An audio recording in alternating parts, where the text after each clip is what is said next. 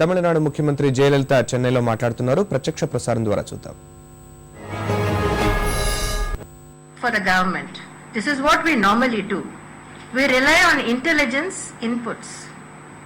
If intelligence reports tell us that there is likely to be trouble in a certain place, there are likely to be violent incidents in a certain place due to such and such reasons, then what the government would do, what the police would do, is to take preventive action to see that that violence does not occur. Now, for example, there are certain political leaders who create trouble wherever they go.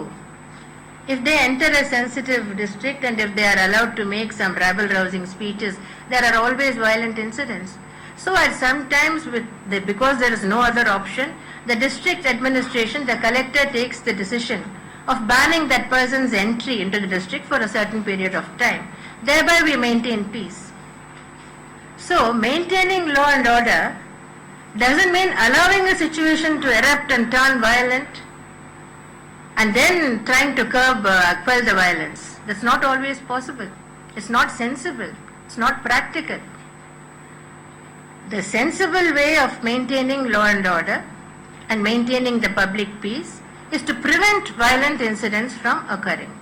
And when you know that there is going to be violence in a certain situation, in a certain place, it is the duty of the government to do whatever is possible to prevent that from happening, to take preventive action. It is only in that spirit that we approached the issue of the release of the film Viswaroopam. Now, I have been accused of having a personal motive in this. One motive that has been attributed is some business interest in a private TV channel. Many papers have published such reports. Many TV channels have reported such news. The channel in question is Jaya TV. Jaya TV is a channel which supports the All India Anna DMK. Other than that, Jaya TV does not belong to me, does not belong to the party. I do not own any shares in Jaya TV. I am not in any way associated with the administrative, day-to-day administration of the channel. I have nothing to do with Jaya TV.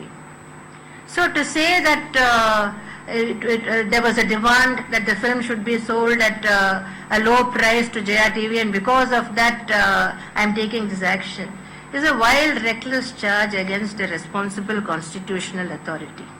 And whoever has made these charges, we will have to take legal action against them, whether it is a newspaper, whether it is a TV channel. And the second is that I have some personal motive, some personal grudge against Mr. Kamala Hassan. And the reason being attributed for that is that he made a speech at a function somewhere saying that a dhoti-clad, a veshti-clad Tamil should become the Prime Minister.